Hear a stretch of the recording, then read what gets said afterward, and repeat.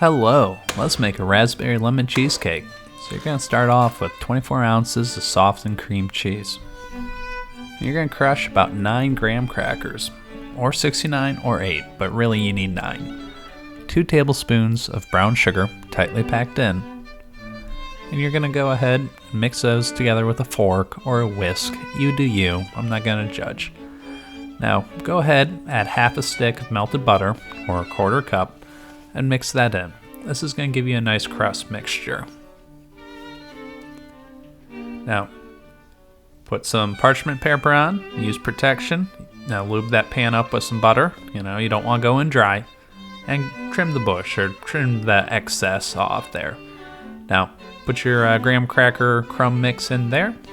Press it down. Now, if you want it to be crispy, bake it a little bit before you put your filling in, but we'll come back to that. Add 3/4 to a cup of sugar to your cream cheese.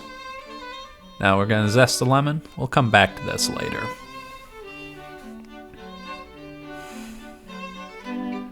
Oh, put it in a little bowl and I fumble it, just like talking to women at the bar. What else is new?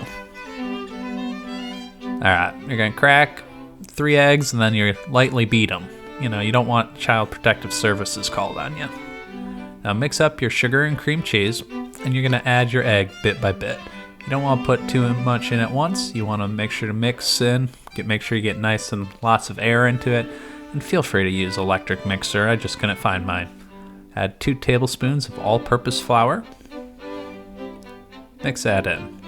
And we're back to the lemon zest. Mix that in good. I think that brings us to the raspberries, if I'm not mistaken. And you're going to mix in about 1.5 cups of raspberries. Put that on top of your crust, and like I said, if you want the crust crispy, bake it before you put the filling in. Give it a little tap on the ground, and that'll get some of the air bubbles out. Put it in the pan, give it a little water buddy, 350 for about 40 minutes. Now when you jiggle the pan, the edges should be set, the middle should jiggle. There you go. And then you're going to cool it slowly in the oven for an hour, with the water in there. That'll help it just come down to temperature slowly. And that should help it prevent it from cracking. Chill in the refrigerator for 3 hours, and there you go.